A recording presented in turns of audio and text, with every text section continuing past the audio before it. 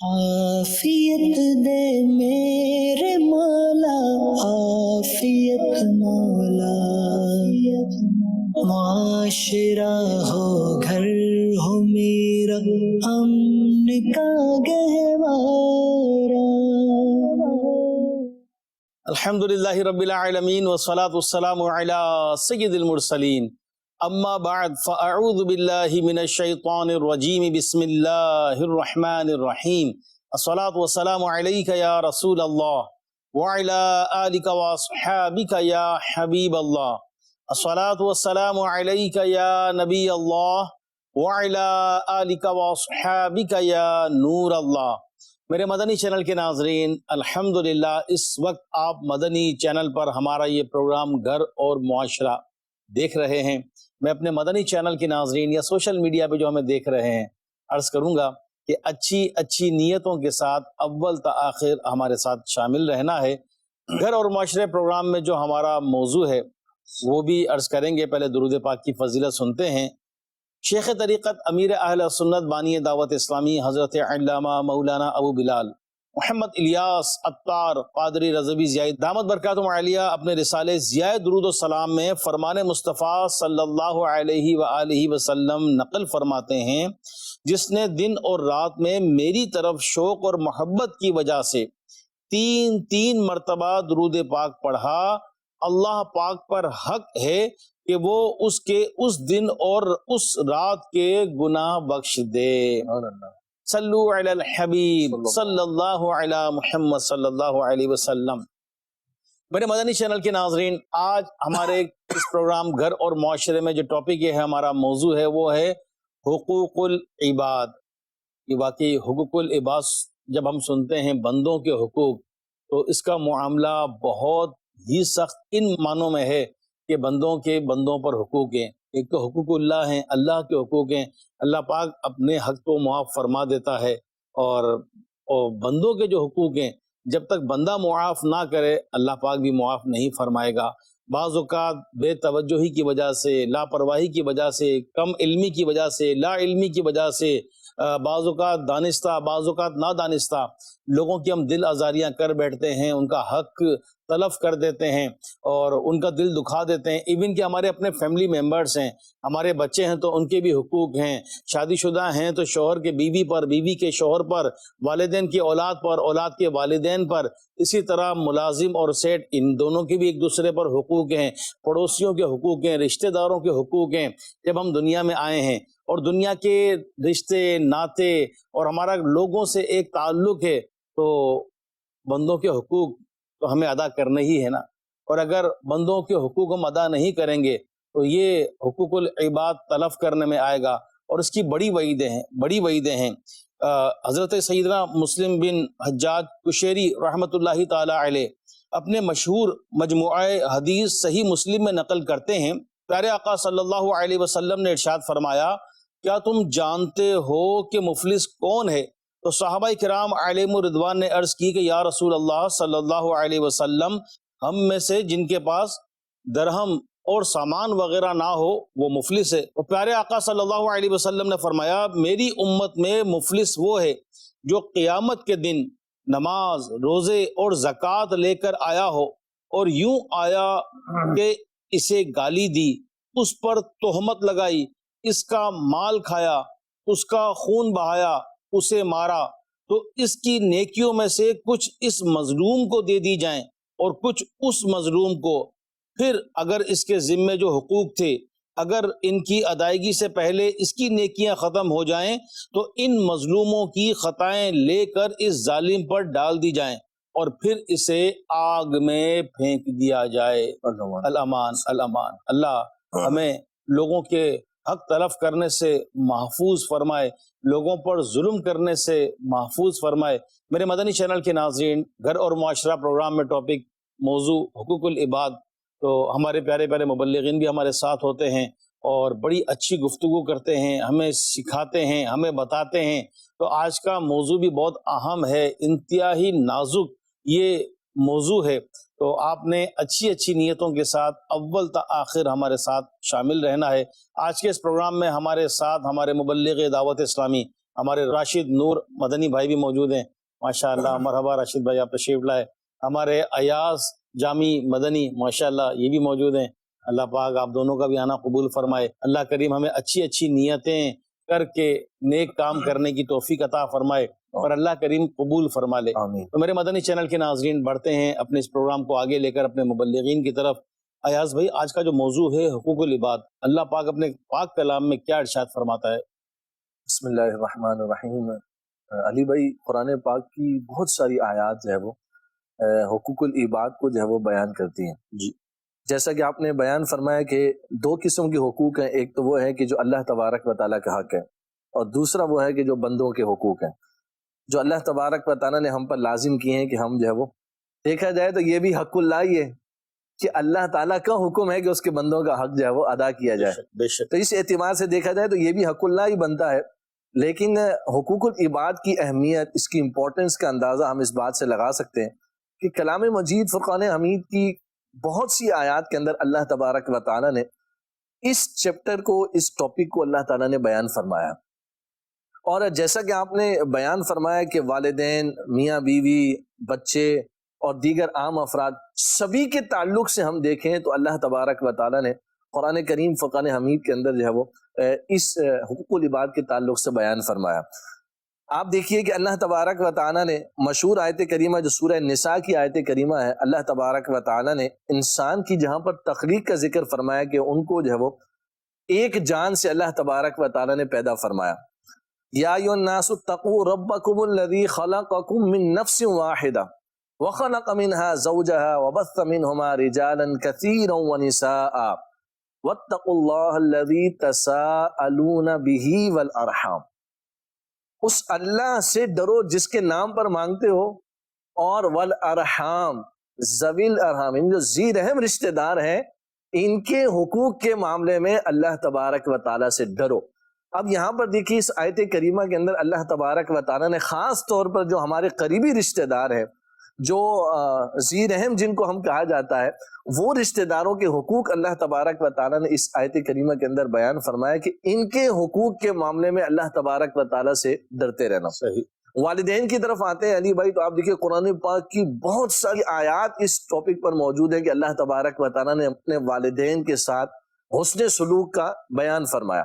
وَقَضَىٰ رَبُّكَ أَلَّا تَعْبُدُوا إِلَّا إِيَّاهُ وَبِالْوَالِدَيْنِ إِحْسَانًا، کہ اپنے والدین کے ساتھ حسن سلوک کرو، بھلائی کرو۔ وَوَصَّيْنَا الْإِنسَانَ بِوَالِدَيْهِ، اور ہم نے انسان کو جو ہے وہ والدین کے ساتھ حسن سلوک کا، بھلائی کرنے کی وصیت فرمائی، حکم فرمایا۔ تو آپ دیکھیے اسی طریقے سے اگر ہم اپنے دیگر قرابت داروں اور رشتہ داروں کی طرف آ جائیں تو اللہ تبارک و تعالیٰ نے ان کا ذکر بھی قرآن کریم کے اندر بیان فرمایا۔ وَآتِ ذَا الْقُرْبَى حَقَّهُ وَالْمِسْكِينَ وَابْنَ السَّبِيلِ وَلَا تُبَذِّرْ تَبْذِيرًا، ارشاد فرمایا کہ جو حقدار ہیں نا، ان کو ان کا حق دو۔ وہ مسکین ہے، تمہارے قرابت دار ہیں، اور وابن السبیل، مسافر ہے۔ اسی طریقے سے آپ دیکھیے کہ پڑوسیوں جو ہمارے ساتھ ریلیٹ کرتے ہیں، ہمارے گھر کے ساتھ جن کے گھر ہیں، اللہ تبارک و تعالیٰ نے ان کے حقوق بھی سورہ نساء 5ویں پارے کے اندر اللہ تبارک و تعالیٰ نے بیان فرمایا۔ تو آپ دیکھیے کہ بہت ساری آیات بینات اس بات کے اوپر موجود ہیں کہ اللہ تبارک و تعالیٰ نے جو ہم سے ریلیٹ رکھنے والے لوگ ہیں، تعلق رکھنے والے لوگ ہیں، اللہ تبارک و تعالیٰ نے ان کے حقوق کا بیان فرمایا۔ یہ کس بات پر دلالت کرتا ہے؟ یہ اس بات پر دلالت کرتا ہے کہ ان کی امپورٹنس اور اہمیت کتنی زیادہ ہے۔ بے شک، بے شک۔ یقیناً کسی چیز کی کثرت کے ساتھ بیان، یہ اس بات کی دلالت ہے کہ اس چیز کی اہمیت اور امپورٹنس بھی اتنی زیادہ ہے۔ تو خالی ہم یہ نہ سمجھیں کہ ہم جو ہے وہ اس دنیا کے اندر آئے ہیں تو بس ہماری اپنی ذات اور ہماری اپنی لائف ہی سب کچھ ہے، ایسا نہیں ہے، بلکہ ہمارے ساتھ جو ریلیٹ لوگ ہیں، ہمارے ساتھ جو تعلق رکھنے والے لوگ ہیں، ان کے بھی اپنے اپنے حقوق ہیں، جس کو اللہ تبارک و تعالیٰ نے کلام مجید فرقان حمید کی بہت ساری آیات کے اندر بیان فرمایا ہے۔ تو اگر ہم یقیناً اس کو سمجھنے کے لیے، اس کو جاننے کے لیے ہمیں باقاعدہ تعلیم و تربیت کی ضرورت ہے کہ ہم اس چیز کو سیکھیں کہ کس کے کیا حقوق ہیں، والدین کے حقوق کیا ہے، بال بچوں کے حقوق کیا ہے، بہن بھائیوں کے حقوق کیا ہے، قرابت داروں کے حقوق کیا ہے، دوستوں کے حقوق کیا ہے، ایون کہ علی بھائی صحبت کا بھی حق کو جو ہے وہ بیان فرمایا گیا۔ بے شک۔ آپ یعنی اتنی امپورٹنس جو ہے وہ کہنا میں حقوق العباد کی ہے کہ اگر کسی کے ساتھ تھوڑی دیر کے لیے اگر ہماری گیدرنگ ہو گئی ہے، اس کے حقوق کو بھی جو ہے وہ بیان فرمایا گیا ہے۔ تو اس تمام چیزوں سے، ان باتوں سے جو ہے وہ حقوق العباد کی اہمیت اور امپورٹنس کا جو ہے وہ پتہ چلتا ہے۔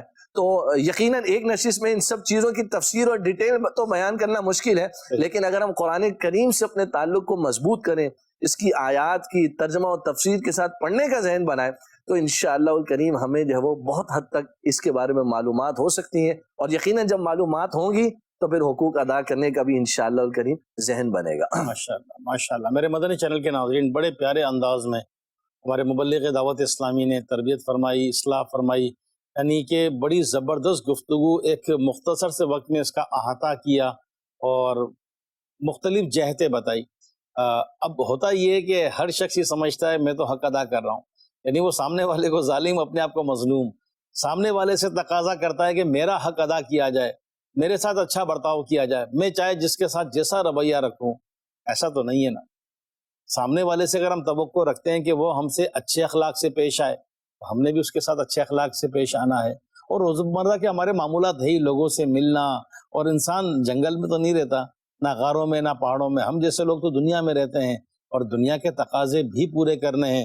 راشد نور بھائی، حقوق العباد، ابھی بندوں کے حقوق، مزید اگر اس کو تھوڑا سا آپ ڈیفائن کر کے بتائیں کہ یہ ہے کیا؟ بسم اللہ الرحمن الرحیم۔ سب سے پہلے یہ سمجھنا تو ضروری ہے کہ حقوق العباد کا مطلب کیا ہے۔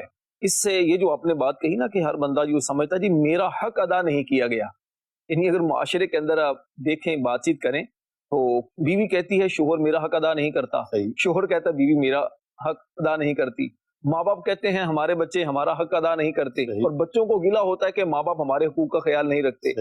تو اب کس کا کس پر کیا حق ہے، اس کو سمجھنے کے لیے پہلے یہ سمجھنا ضروری ہوتا ہے کہ بھئی حق العبد ہے کیا۔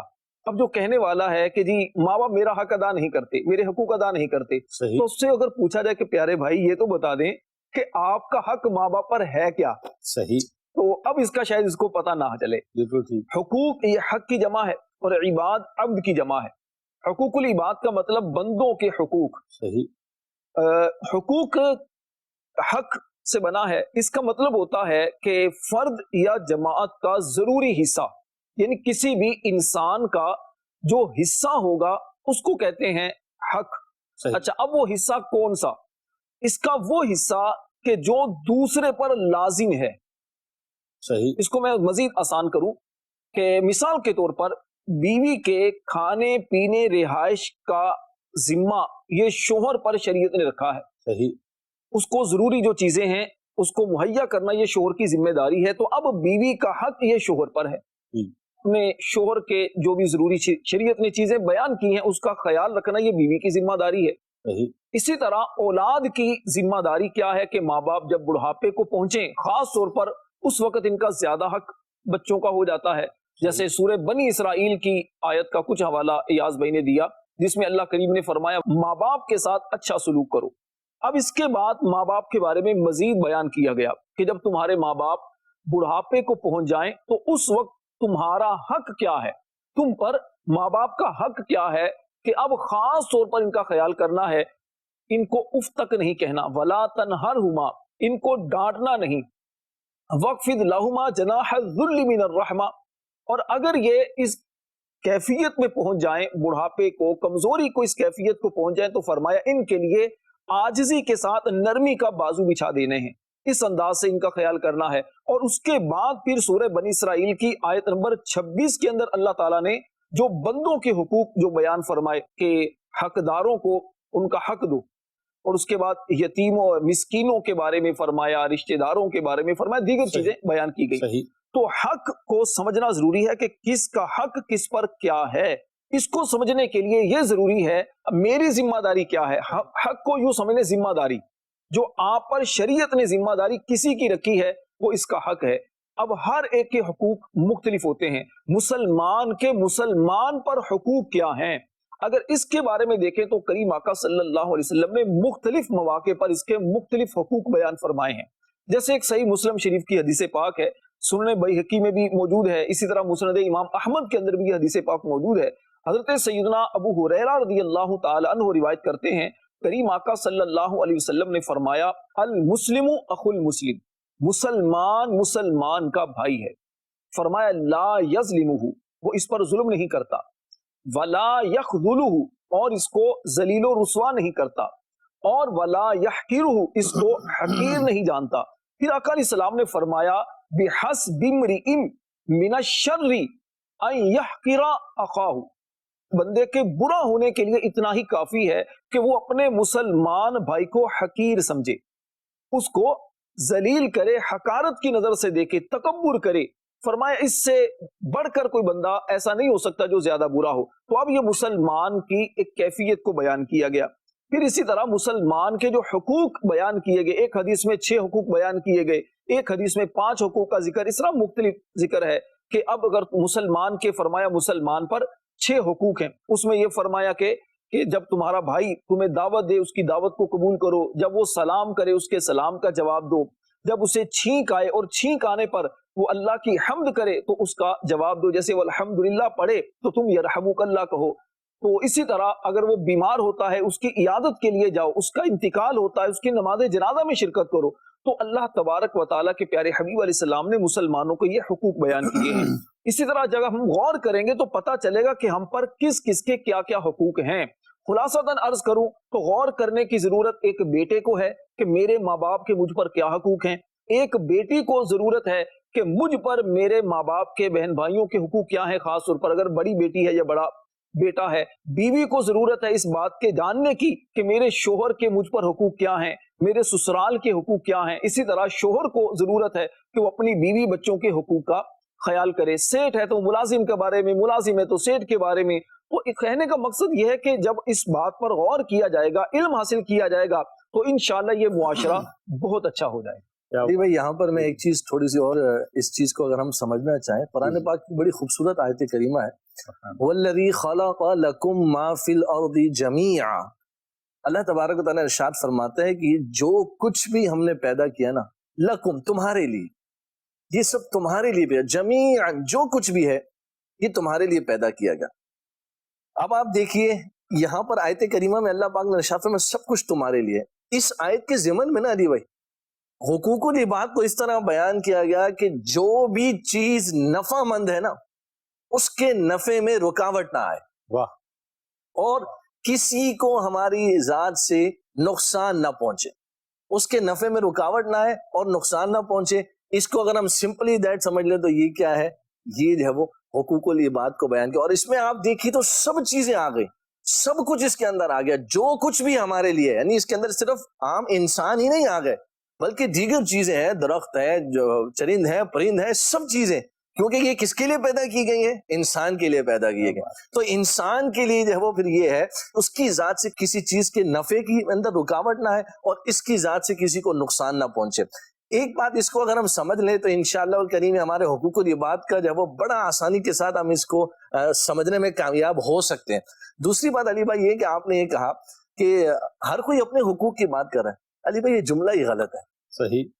اگر ہم اس چیز پر غور کریں نا، اگر ہم اس جملے کو تھوڑا سا بدل لیں صحیح تو ہم بہت اچھا اپنے معاشرے کے اندر چینج اور انقلاب لا سکتے ہیں. صحیح. وہ جملہ کیا کہ مجھے سب کے حقوق ادا کرنے ہیں. واہ. مجھ کیا پر کس کا کیا حق ہے. ہاں، کیا مجھے سب کے حقوق ادا کرنے ہیں. اگر میں اس بات پر آ جاؤں کہ میں اپنے حقوق کے مطالبے کے بجائے میں دوسروں کے حقوق ادا کرنے والا بن جاؤں اور معاشرے کا ہر فرد علی بھائی اس ذمہ داری کو لے لے، آپ دیکھیے ہمارے معاشرے میں کتنا خوبصورت انقلاب آ سکتا ہے. آپ دیکھیے کہ ہم جن خوبصورت معاشروں کی مثالیں دیتے ہیں علی بھائی، ہم فاروق اعظم رضی اللہ تعالیٰ کے دور مبارک کی بات کرتے ہیں، ہم عمر بن عبدالعزیز رضی اللہ تعالیٰ کے دور مبارک کی بات کرتے ہیں، ہم اپنے آقا و مولا مدینے والے مصطفیٰ صلی اللہ علیہ وآلہ وسلم کے جب دور مبارک کی بات کرتے ہیں علی بھائی تو وہاں کیا تھا؟ کیا وہاں پر یہی ڈیبیٹ ہو رہی تھی کہ جناب میرے کوئی حق ادا نہیں کر رہا؟ اللہ اکبر. وہاں تو حقوق بتائے جا رہے تھے، وہاں تو ایک دوسرے کے حقوق ادا کرنے کی تعلیم دی جا. جیسے ہمارے راشد بھائی دیکھیے پیارے آقا علیہ الصلوۃ والسلام کتنے خوبصورت پیرائے میں حقوق بتا بتا کر جنت کی بشارتیں عطا فرما رہے ہیں. تو وہاں تو ایک دوسرے کے حق ادا کرنے کی بات ہو رہی تھی اور مسلمان عملاً اس کو کر رہے تھے. تو آپ دیکھیے کامیاب دور آج ہم اس کو کہتے ہیں اور اس کا ایک تصور حسین اور خوبصورت ہمارے دلوں کے اندر موجود ہے، ہمارے ذہنوں کے اندر موجود ہے. تو اس بحث کو چھوڑ دیں کہ میرے حق کوئی ادا نہیں کر رہا کیا، اور اس کے اندر یقیناً ہمارا احتساب بھی آ گیا نا. صحیح. کہ کیا میں آیا حق ادا کر رہا ہوں دوسروں کی تو میرے حق ادا نہیں ہو رہے. تو ہم اس بات پر آ جائیں کہ ہمیں دوسروں کے حقوق ادا کرنے ہیں. انشاءاللہ الکریم یہ ڈیبیٹ ہمارے معاشرے سے ختم ہو جائے گی اور ہمارا معاشرہ بہتری کی طرف اور انقلاب کی طرف آ جائے گا انشاءاللہ. کیا بات ہے. میرے مدنی چینل کے ناظرین بہت زبردست گفتگو فرمائی کہ دوسروں کے حق کا ہم خیال رکھیں. سب اپنی اپنی میں لگے رہیں گے بس میرے ہی حق ادا ہوتے رہیں, تو ہم پر بھی تو لوگوں کے حق ہے. اور پھر دیکھیے ہمارا دین اسلام کتنا پیارا یہ مذہب ہے. الحمدللہ الحمدللہ مسلمان ہیں کہ حقوق العباد کے ذریعے یعنی بندوں کے حقوق کے ذریعے آپس میں کیسا کنیکٹ کر دیا ہمیں, کیسے کنیکٹ ہو گئے, کیسا رشتہ جڑ گیا. اور اگر ہم یہی سوچتے رہیں کہ میں نے اس کا حق ادا کرنا ہے, میں نے اس کا حق ادا کرنا ہے, میں نے اس کی دل جوئی کرنی ہے, میں نے اس کے دل میں خوشی داخل کرنی ہے, میری وجہ سے اس کو تکلیف نہ پہنچے, میری وجہ سے اس کو اذیت نہ پہنچے, تو یقین کریں وہ کہتے ہیں نا کہ ہر فرد سکون میں, پورا گھر سکون میں, پورا محلہ سکون میں, پورا معاشرہ سکون میں, تو واقعی ہماری زندگیوں میں سکون آ جائے گا. لیکن وہی والی بات کہ کاش ہی ہماری توجہ رہے, ورنہ ہم تو تقاضا یہی کرتے ہیں کہ بس اس نے میرا حق ادا نہیں کیا, اس نے مجھے تکلیف پہنچائی, اس نے مجھے گھور کر دیکھا, اس نے مجھے ڈانٹ دیا, اس نے مجھے یہ کر دیا. فار ایگزامپل جیسے ہم محلے میں رہتے ہیں, کہیں نہ کہیں رہتے ہیں, وہ محلہ ہی ہوتا ہے علاقہ. اب میں چاہتا ہوں کہ میرا گھر صاف ستھرا رہے, میرے گھر کے باہر کا ایریا صاف ستھرا رہے, اور میرے ہی گھر سے کچرا گرے بالکونی سے, جیسے فلیٹ سسٹم ہے, بالکونی سے کوئی شاپر پھینک دیا, کوئی کچرا کی کوئی چیز پھینک دی, کوئی اس طرح کے ریپر پھینک دیے, یا گھر دھویا, فرش دھویا, اور وہ پانی سارا ڈرین ہو کر باہر روڈ پر آ گیا, بائک دھوئی, کار دھوئی, اس کا پانی سارا روڈ پر پڑا ہے. یا کوئی کنسٹرکشن چل رہی ہے ہمارے گھر کی, تو ریتی, بجری, سیمنٹ یا اس طرح کا جو مٹیریل ہوتا ہے کنسٹرکشن کا وہ روڈ پر پڑا ہے, یا گڑھا کھودا تو اس کی مٹی روڈ پر پڑی ہے. یعنی اس طرح کے بہت سارے معاملات جب ہم کرتے ہیں یا ہم سے ہوتے ہیں تو لوگوں کو تکلیف تو ہوتی ہوگی نا, تو لوگوں کو تکلیف سے بھی بچانا ہے. اسی طرح بہت ساری ایگزامپلس ہیں. تو ہم نے بندوں کے حق ادا کرنے ہیں, اور اس کے لیے علم دین بہت ضروری ہے. جب علم ہوگا تو ہی بندہ حق ادا کرے گا, ورنہ تو خالی زبان سے دعویٰ کرتا رہے گا کہ میں حق ادا کروں گا, لیکن کریں گے کیسے؟ جیسے ہمارے مبلغین فرما رہے ہیں, اللہ پاک کا پاک کلام یہ اس کا مطالعہ کیجئے, احادیث کریمہ ہے وہ پڑھیے, اس طرح کا دینی ماحول ملے, ایسے اچھے لوگ ملیں, ایسی اچھی صحبت ملے, تو انشاءاللہ یہ ہماری طبیعت میں بہتری آتی چلی جائے گی. راشد بھائی, جیسے حقوق العباد بندوں کے حق, تو کوئی بزرگان دین کا کوئی طرز عمل اگر آپ بتائیں اس میں. بزرگان دین رحمہم اللہ المبین کا یقیناً اس حوالے سے بہت زیادہ اہتمام ہوا کرتا تھا کہ جو ہمارے پڑوسی ہیں وہ ہماری ذات سے ان کو نقصان نہ پہنچے. صحیح. ہمارے ماں باپ, ہمارے بہن بھائی, خاص طور پر ہمارے رشتہ دار, ان کے حوالے سے بھی بزرگوں کا بڑا ایک زبردست طریقہ ہوا کرتا تھا. ان کی خیر خواہی ان کے پیش نظر رہا کرتی تھی, اور اگر یوں کہا جائے کہ اس حدیث پاک کے یہ عملی تصویر ہوا کرتے تھے کہ دین جو ہے یہ خیر خواہی کا نام ہے. صحیح. اب یہ خیر خواہی اللہ کے لیے, اللہ کی کتاب کے لیے اور دیگر سب انسانوں کے لیے, اس پر اگر اس کی تشریحات اور غور کیا جائے تو اس میں یہی ہے کہ آپ ایسا بنیں جیسا کہ حدیث پاک میں فرمایا, خیر الناس من ینفع الناس, لوگوں میں سے بہترین بندہ وہ ہے جو لوگوں کے لیے نفع دینے والا ہے, فائدہ پہنچانے والا ہے. سیدنا امام اعظم ابو حنیفہ رحمۃ اللہ علیہ کا مبارک انداز اگر دیکھیں تو آپ کی سیرت کے ایسے کئی واقعات ملتے ہیں. جیسے آپ کا ایک پڑوسی تھا, وہ ساری رات وہ شور کرتا, شراب پیتا اور پریشان کرتا, لیکن آپ نے کبھی بھی اس کو پریشان نہیں کیا, آپ کی ذات سے تکلیف نہیں پہنچی. ایک مرتبہ دیکھا کہ اس کو پکڑ کر لے گئے, حکومت کے جو بندے تھے اس وقت کی, اس کو پکڑ کر لے گئے. آپ کو پتا چلا, آپ اس کی سفارش لے کر چلے گئے. اس کو کہا کہ جی میرا پڑوسی ہے تو خیال کیا جائے. بہرحال وہ آزاد ہوا, تو اس کے بعد پھر اس نے توبہ بھی کی اور پھر کہا کہ حضور میری ذات سے تو آپ کو اتنی تکلیفیں پہنچ رہی تھی, لیکن آپ تو بڑے زبردست قسم کے میرے پڑوسی ہوئے. اسی طرح ایک بزرگ رحمت اللہ علیہ تھے, تو اس کے بھی پڑوس میں اسی طرح کا کوئی بندہ تھا.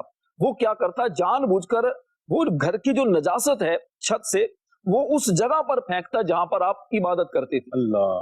وہ بزرگ رحمت اللہ علیہ کیا کرتے, وہ کبھی بھی ان سے جھگڑا نہیں کیا, بلکہ اس کو صاف کر کے نماز وغیرہ پڑھتے, جو عبادت کرنا ہوتی عبادت کرتے. تو ایک مرتبہ اس نے خود کہا کہ حضرت میں اس انداز سے کرتا ہوں تو آپ کو غصہ نہیں آتا؟ اور غصہ تو آتا ہے, طبیعت میں آتی ہے سختی کہ یہ کیا ہے, لیکن میں صبر کرتا ہوں. تو کہا حضور یہ تو ظاہری گندگی تھی، اب دل کی گندگی کو دور کر کے دامن اسلام میں قبول کر لیں. تو یہ ہمارے بزرگوں کا ایک انداز ہوا کرتا تھا.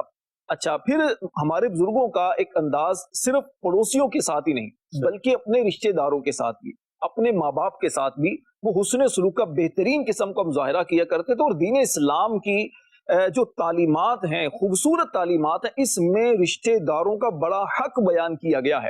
یہاں تک فرمایا گیا کہ جو اپنے رشتہ داروں کے ساتھ حسن سلوک سے کام لیتا ہے، حدیث پاک کا مضمون ہے، فرمایا اس کی عمر میں برکت ہوتی ہے، اس کے مال میں برکت ہوتی ہے، بری موت سے اللہ تبارک و تعالیٰ اس بندے کو محفوظ کرتا ہے. تو رشتہ داروں کے اندر سب سے پہلا حق وہ ہمارے ماں باپ ہیں، ہمارے بہن بھائی ہوتے ہیں. اور یہاں تک بیان کیا گیا کہ اگر ذی رحم محرم یعنی ایسا خونی رشتہ دار جیسے سگی بہنیں ہیں، بھائی ہیں، ہمارے ماں باپ ہیں، یعنی ایسے ہماری سگی خالہ ہیں، پھپھو ہیں، اگر واقعتاً یہ ضرورت مند ہیں، ان کا کوئی پرسان حال نہیں، کوئی ان کی دیکھ بھال کرنے والا نہیں، اور اللہ پاک نے آپ کو عطا کیا ہے، آپ ان کی خیر خواہی ان کے ساتھ کر سکتے ہیں، ان کی ضرورتیں پوری کر سکتے ہیں، تو اب تو شریعت نے یہاں پر لازم اور واجب قرار دیا ہے کہ آپ ان کا خیال کریں.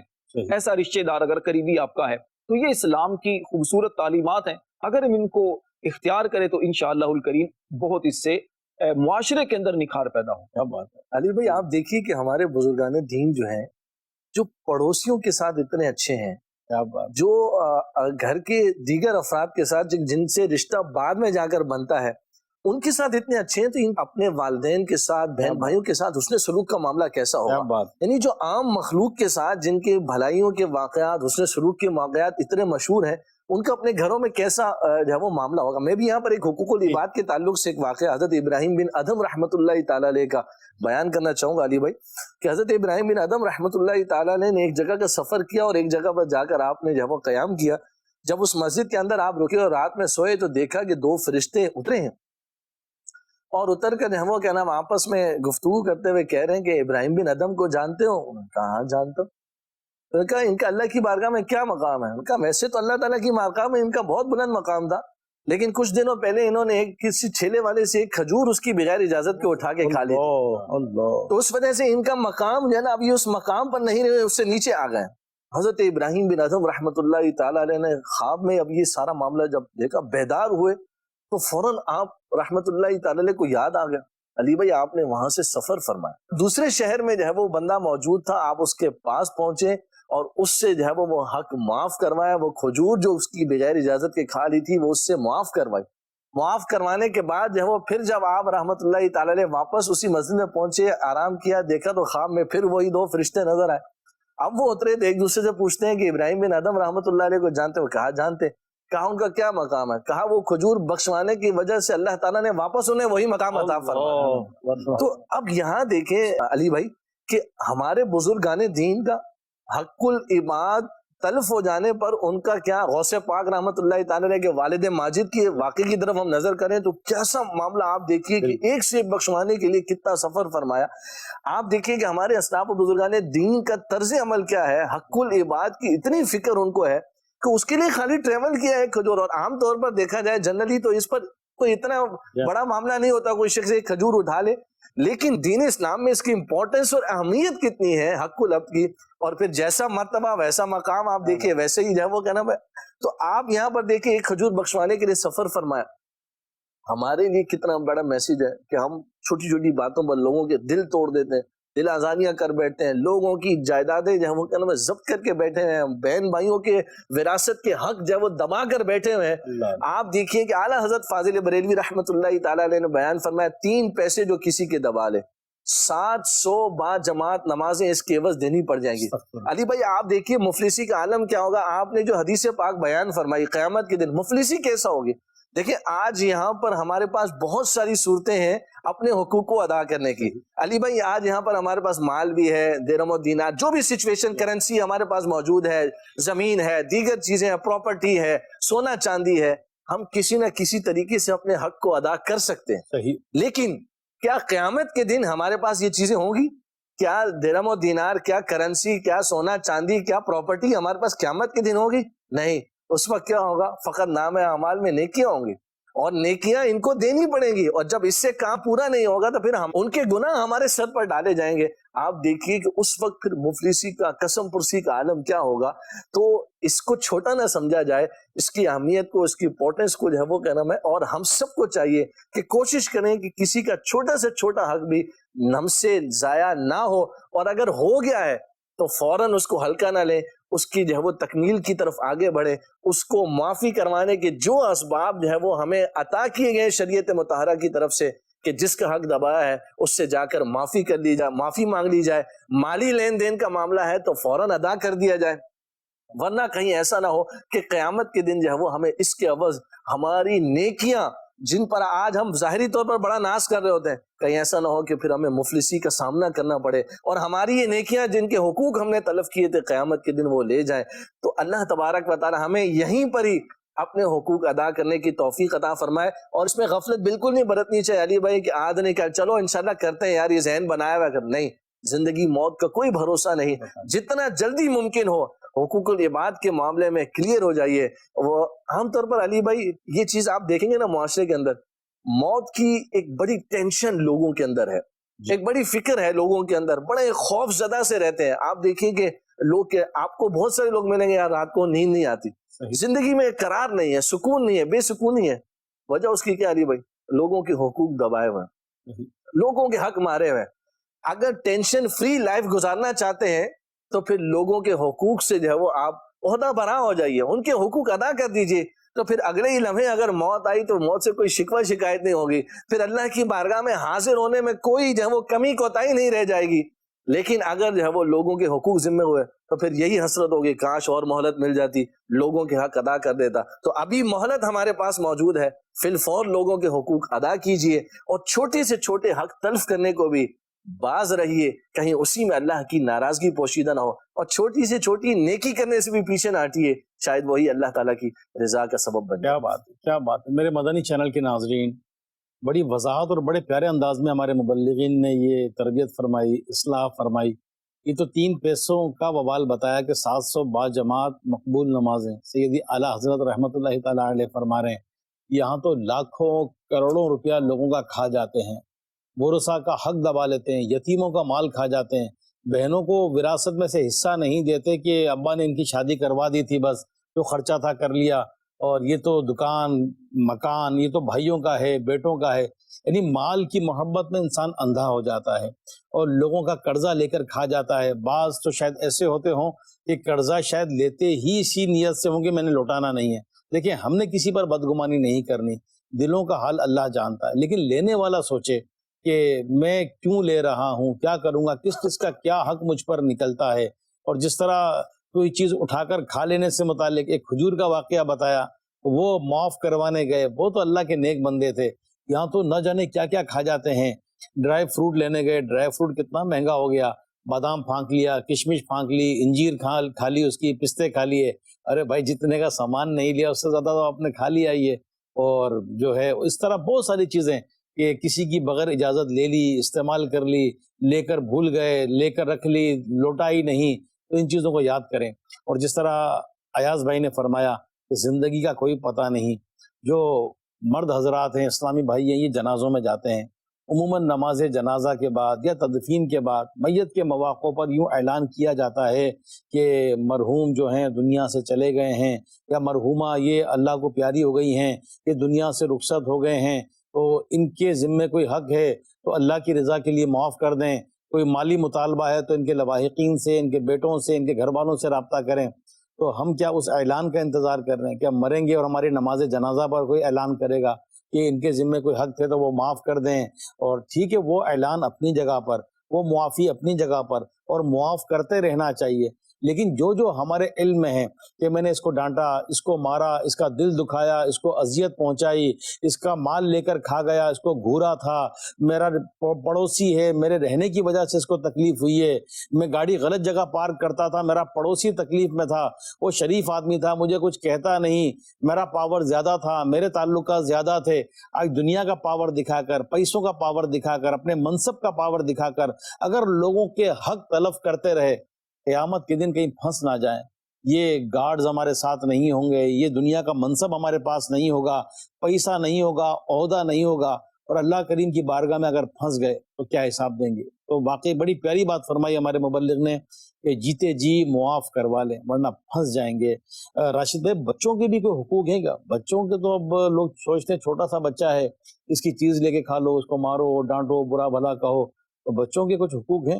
بالکل بچوں کے بھی حقوق ہیں، جانوروں کے بھی حقوق ہیں، اللہ یہ کہ جو غیر مسلم ہیں، مسلمان کو تو یہاں تربیت کی گئی، اس کا بھی حق کا بطور انسان آپ کو خیال کرنا ہے۔ تو والدین پر حق ہے نا، سب سے پہلا حق تو یہ ہے کہ اپنے بچوں کی تربیت اچھی کریں، ان کو قرآن پاک کی تعلیم دیں، اپنے بچوں کے دلوں کے اندر عشق رسول کو پیدا کریں، صحابہ اور اہل بیت کی محبت اپنے بچوں کے دلوں کے اندر پیدا کریں۔ دینی تعلیم دینا یہ ماں باپ کا حق ہے کہ اپنے بچوں کو دینی تعلیم دیں، کیونکہ وہ دین سیکھیں گے تو معاشرے کے بہترین فرد بھی بنیں گے، دنیا میں بھی ان کی نیک نامی ہوگی، اور انشاءاللہ جب یہ دنیا سے چلے جائیں گے تو یہی بچے ان کے لیے صدقہ جاریہ کے طور پر دنیا میں زندگی گزاریں گے۔ اچھا، اسی طرح بچوں کے حقوق پر آپ نے بات کی، تو بچوں کو ماں باپ جو تحفے دیتے ہیں ان میں سے سب سے جو بہترین تحفہ جو حدیث میں بیان کیا گیا وہ اچھے نام کا بھی ہے، کہ آپ اپنے بچوں کا اچھا نام رکھیں جو ساری زندگی اس کی پہچان بنتا ہے۔ صحیح۔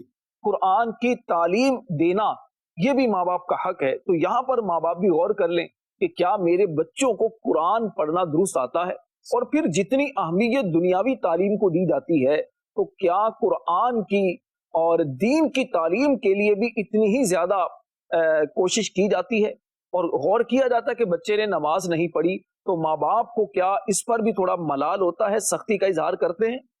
اور دیکھا جائے تو بچوں کے معاملے میں بہت ساری سستیاں کی جاتی ہیں۔ دنیاوی طور پر تو مینرز کا خیال رکھا جاتا ہے کہ بچے نے کسی کے ساتھ کھڑے ہو کر بات کیسے کرنی ہے، کسی کے گھر جانا ہے تو کس چیز کا خیال کرنا ہے، لیکن کیا بچوں کو، جو سمجھدار بچے ان کو مسجد میں لے جا کر کیا بچوں کو یہ بھی تھوڑی تربیت کرتے ہیں کہ بیٹا مسجد اللہ کا گھر ہے، یہاں ان چیزوں کا خیال کرنا ہے؟ تو اس طرح بہت ساری چیزیں ہوتی ہیں۔ اچھا، اسی طرح اس کا مطلب یہ ہرگز نہیں ہوتا کہ آپ ماں باپ ہیں تو بچوں کو کسی طرح بھی ڈانٹتے رہیں، کسی کے سامنے ذلیل کرتے رہیں، آپ بچوں کی کوئی بھی خواہش پوری نہ کریں یا بچوں کی ہر خواہش ہی پوری کرتی رہیں جو اس کو گناہوں کی طرف بھی لے کر جا رہی ہو، اس کے بارے میں بھی قیامت والے دن پوچھا جائے گا۔ حدیث پاک میں بیان فرمایا گیا کہ ہر شخص جو ہے وہ اپنے اہل پر نگران ہے، اس سے اس کے بارے میں سوال کیا جائے گا، قیامت والے دن اس سے پوچھا جائے گا۔ قرآن کریم میں اگر ہم پڑھتے ہیں تو اس میں اللہ پاک نے ایمان والوں کو ایک حکم یہ بھی بیان فرمایا، یا ایھا الذین آمنوا قوا انفسکم واہلیکم نارا، اے ایمان والو اپنی جانوں کو اور اپنے گھر والوں کو جہنم کی اس آگ سے بچاؤ جس کا ایندھن آدمی اور پتھر ہیں۔ تو اب بچے اگر نماز نہیں پڑھتے، بچے کچھ بڑے ہو چکے ہیں، ان پر سختی کرنا ہوگی، بچے گالی گلوچ نکالتے ہیں، بچے حرام کام کی طرف جاتے ہیں، ناجائز گناہوں کی طرف جاتے ہیں، تو ان پر سختی کرنا ضروری ہوگا۔ لیکن اس کے ساتھ ساتھ ایک پہلو یہ بھی ہے کہ بعض اوقات غصہ آیا، بچوں کو مار دیا، سختی کر دی، بچوں کی جو خرچی تھی، بچوں کے پیسے جو تھے، اب وہ پیسے بغیر ان کی اجازت کے، وہ اجازت بھی نہیں دے سکتے، بعض اوقات نابالغ بچے جو ہوتے ہیں تو وہ خرچ کر دیے، تو یہ ماں باپ ایسا نہیں کر سکتے۔ بہت سارے اس کے بہرحال حکام ہیں، تو بچوں کو اگر آپ نے بلا شریعت کی اجازت کے سختی کی، ڈانٹا یا ذلیل کیا، تو ایسا نہیں کہ آپ کہتے ہیں ماں باپ کو کچھ بھی کر سکتا ہوں، ایسا نہیں، اس کے بارے میں قیامت والے دن پوچھا جائے گا۔ اسی طرح شوہر کے حقوق جو بیوی پر ہیں تو اس کو بھی خیال کرنا ہوگا۔ تو کہنے کا مقصد یہ ہے کہ ہر معاملے میں ہمیں چاہیے کہ دین اسلام کی خوبصورت تعلیمات ہم حاصل کریں اور اس میں غور و فکر کریں۔ آخر میں ایک بات یہ عرض کروں گا، دیکھیے ایک ہے حقوق اللہ، ایک ہے حقوق العباد۔ صحیح۔ حقوق اللہ یعنی اللہ کے جو حقوق ہے، جیسے نماز ہے، روزہ ہے، حج ہے، زکوٰۃ ہے، اسی طرح اور ذکر و اذکار وغیرہ کے جو چیزیں ہیں، اور حقوق العباد جو بندوں کے حق ہم پر لازم ہیں۔ حقوق اللہ جو ہے نا، یہ اللہ چاہے گا تو معاف فرما دے گا، ہم سچے دل سے توبہ کرتے ہیں، اللہ کریم توبہ قبول فرماتا ہے اور گناہ معاف ہو جاتے ہیں، بہت ساری چیزیں بخشی جاتی ہیں۔ لیکن یہ قانون قدرت ہے کہ جو بندوں کے حق ہے نا، وہ اللہ معاف نہیں فرمائے گا، وہ آپ کو بندوں سے ہی معاف کروانا ہوں گے۔ آپ نے کسی سے قرض لیا ہے تو آپ کے سچی توبہ کر لیتا ہوں، چلیں معاف ہو جائے گا، نہیں، آپ کو قرض دینا ہی ہوگا۔ آپ نے کسی پر ظلم کیا ہے تو صرف توبہ کافی نہیں ہوگی، توبہ تو آپ نے اللہ سے کرنی ہے کہ یا اللہ میں نے تیرے حکم کی نافرمانی کی، لیکن اس بندے سے بھی آپ کو معافی مانگنا ہوگی کہ میں اس طرح آپ پر ظلم کر چکا ہوں یا میری ذات سے آپ کو تکلیف پہنچ چکی ہے تو میں آپ سے معافی چاہتا ہوں. اسی طرح اور بہت سارے معاملات ہیں. آپ نے کسی کا حق دبا لیا ہے تو اس کا حق دینا ہوگا، پھر آپ کی توبہ قبول ہوگی. تو اگر بغیر معافی تلافی کیے دنیا سے رخصت ہو گئے تو پھر یہ دیکھ لیں قیامت والے دن پکڑ ہو سکتی ہے. یہاں تک حدیث میں فرمایا گیا کہ ایک بے سینگ والی جو بکری ہے، بغیر سینگ والی، اس کو سینگ والی بکری نے اگر مارا ہوگا نا تو ان کے بھی درمیان آپس میں اللہ فیصلہ کیا جائے گا. اللہ حالانکہ جانوروں کا معاملہ ایسا ہے کہ اس وقت جانوروں کا یہ چیز تو اللہ جانے کس طرح کس انداز سے ہوگی. تو جانوروں کا معاملہ یہ کہ یہ جنت یا دوزخ اس طرح کے معاملات میں ان کا سلسلہ نہیں ہوگا، وہاں پر انسان اور جنات ہی جائیں گے. لیکن اب دیکھیے جانوروں کے حق میں بھی اس انداز سے بیان کر کے یہ سمجھایا گیا ہے کہ آپ کسی کا بھی جب حق دباتے ہیں، کسی پر بھی ظلم کرتے ہیں تو اس کے بارے میں پوچھا جائے گا. مسلمان کی خوبصورتی یہ ہے اس کی تعلیمات کی کہ مسلمان کو پتا ہے کہ میں نے مرنے کے بعد اللہ کی بارگاہ میں پیش ہونا ہے. دنیا میں نے جس انداز سے زندگی گزاری ہے، اگر اچھائیوں بھری زندگی گزاری ہے، نیکیاں کی ہیں، انشاءاللہ اس کی جزا ملے گی، اور اگر گناہ کیے ہیں تو پھر اس کی سزا ملے گی اور مجھ سے پوچھا جائے گا، حساب کتاب مجھ سے لیا جائے گا. اللہ قیامت کی ذلت، رسوائی، شرمندگی اور پشیمانی سے ہم سب کو محفوظ رکھے. آمین آمین آمین. اچھا علی بھائی، یہاں پر میں ایک جو ہے وہ بڑی خوبصورت بات جو ابھی ہمارے راشد بھائی فرما رہے تھے، دو باتیں میں اس ضمن میں یہاں کرنا چاہوں گا. بچوں کی تربیت کے حوالے سے علی بھائی، ہم جو ہے وہ نبی رحمت صلی اللہ علیہ وسلم کی ایک حدیث پاک کو اگر ہم لے لینا علی بھائی، تو ہم سمجھ لیں کہ یہ سارا کرائٹیریا اس حدیث پاک کے اندر بیان کر دیا گیا. وہ کیا ہے علی بھائی؟ فرمایا کہ اپنی اولاد کو 3 چیزیں سکھاؤ: اپنے نبی کی محبت، میرے اہل بیت کی محبت، سبحان اللہ، تلاوت قرآن پاک. سبحان اللہ. علی بھائی قرآن پاک میں کیا نہیں ہے؟ اور نبی علیہ الصلوۃ والسلام کی محبت یہ اتباع سے جڑی ہوئی ہے علی بھائی، سبحان اللہ. کہ پیروی ہے نا، محبت ہوتی ہے تو پیروی بندے کو آٹومیٹکلی نصیب ہوتی ہے. کیا بات. تو آپ دیکھیے کہ حضور پاک صلی اللہ علیہ وآلہ وسلم کی سیرت مبارکہ بہترین نمونہ ہمارے لیے. کیا ہے جو سیرت مبارکہ کے اندر نہیں ہے؟ کس کس کے حقوق سیرت مبارکہ کے اندر نہیں بیان کیے گئے؟ تو جب ہم انہی کو جو ہے وہ تھام لیں گے، انہی کی مبارک سیرت کو اپنی زندگی میں نافذ کر لیں گے، آٹومیٹکلی ہم سب کے حقوق ادا کرتے چلیں گے. اور قرآن پاک کی تلاوت، اس کو سمجھنا، سیکھنے کا، اس پر عمل کرنے کا اگر ہم جو ہے اہتمام کر لیں گے اور اپنے بچوں کو اس پر اگر ہم لے آئیں گے تو آپ دیکھ لیجیے کہ آٹومیٹکلی ہم ان چیزوں کے حقوق ادا کرنے والے بن جائیں گے. دوسری بات، اس کے اندر بڑا پیارا نقطہ علماء نے بیان کیا علی بھائی، کہ آپ دیکھیے کہ ہم سب کس کے ہیں؟ اللہ تبارک و تعالیٰ کے. ہمارے حقوق بھی کس کے ہیں؟ اللہ تبارک و تعالیٰ کے عطا کردہ ہے. یہاں علماء نے بیان کیا اس کی شان کریمی تو دیکھو کہ ہم بھی اس کے، ہمارے حقوق بھی اس کے، پھر بھی اس کا کرم یہ ہے کہ جب تک میرے بندے نہیں معاف کریں گے میں معاف نہیں کروں گا. وہ چاہے تو معاف کر سکتا ہے. اللہ تبارک و تعالیٰ کی یہ شان ہے کہ وہ جو ہے وہ اپنے بندوں کے حقوق معاف کر سکتا ہے، لیکن اس کا کیسا کرم ہے کہ اس نے اپنے بندوں کو، ورنہ اگر ہمارا کوئی حق تلف کرتا، اللہ کی طرف سے یہ نظام نہ ہوتا، ہم تو مجال ہی نہیں رکھتے بولنے کی. لیکن آپ دیکھیے کہ اس کا شان کرم کیسا ہے کہ یہ اس نے اپنے بندوں کو عزت و حرمت عطا فرمائی ہے کہ اگر کوئی میرے بندوں کا حق تلف کرے گا تو پھر بندے اس کو جب تک معاف نہیں کریں گے میں بھی معاف نہیں کروں گا.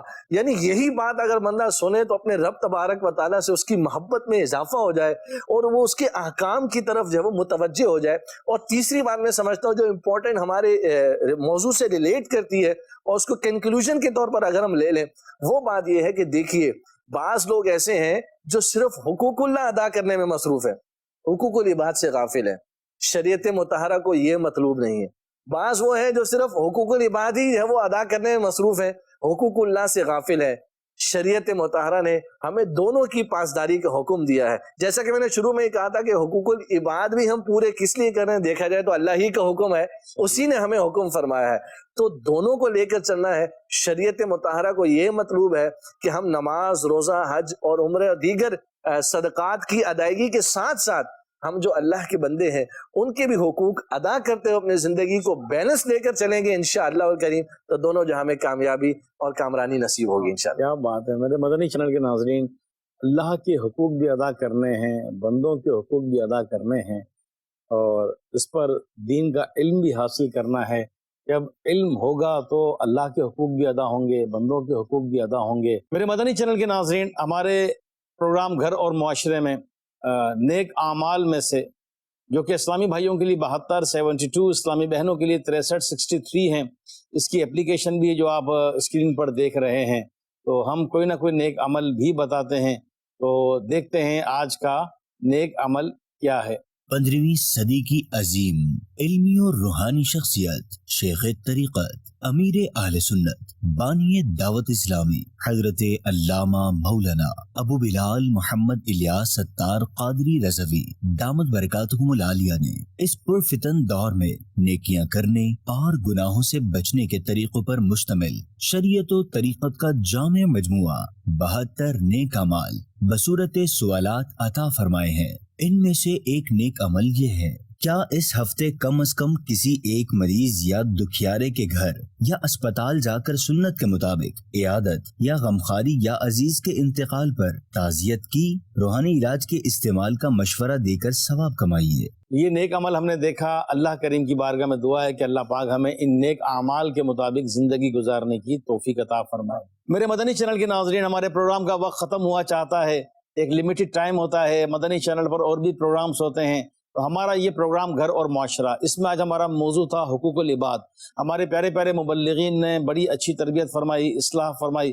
اللہ کرے یہ یاد رہے اور یہ باتیں یاد رہ جائیں تو انشاءاللہ ہماری بھی زندگی پرسکون، ہمارے ساتھ جو جتنے متعلقین ہیں ان کی زندگی بھی پرسکون. اور میں آخر میں اپنی اسلامی بہنوں سے عرض کروں گا کہ اسلامی بہنیں سارا دن گھر میں ہوتی ہیں اور یوں دیکھا جائے تو ان کی بڑی قربانی ہے. گھر کی صفائی ستھرائی، کھلانا پلانا، کپڑے دھونا، بچوں کو سنبھالنا. تو خواتین جو ہے خدمت تو کرتی ہیں ماشاءاللہ، پورے گھر کو سنبھالتی ہیں. لیکن ایسا نہ ہو کہ یہ کام کرتے کرتے خواتین سے بھی، اسلامی بہنوں سے بھی کسی کا کوئی حق تلف ہو جائے. یا میں ساتھ ساتھ یہ بھی عرض کروں گا کہ ہم دینی ماحول سے وابستہ ہیں، چاہے اسلامی بھائی یا اسلامی بہنیں دین کا کام کریں، نیکی کی دعوت دیں. اسلامی بھائی راہ خدا میں سفر کریں، اسلامی بہنیں بھی اجتماعات میں شرکت کریں، مدنی چینل بھی دیکھیں. لیکن ساتھ ساتھ یہ بھی خیال رکھیں کیونکہ ہم معاشرے میں رہتے ہیں، لوگوں کا ہم سے تعلق ہے. تو دینی کام کرنے کے دوران کہیں ایسا نہ ہو کہ ہمارے وجہ سے کسی کو تکلیف پہنچے، حق تلف ہو جائے.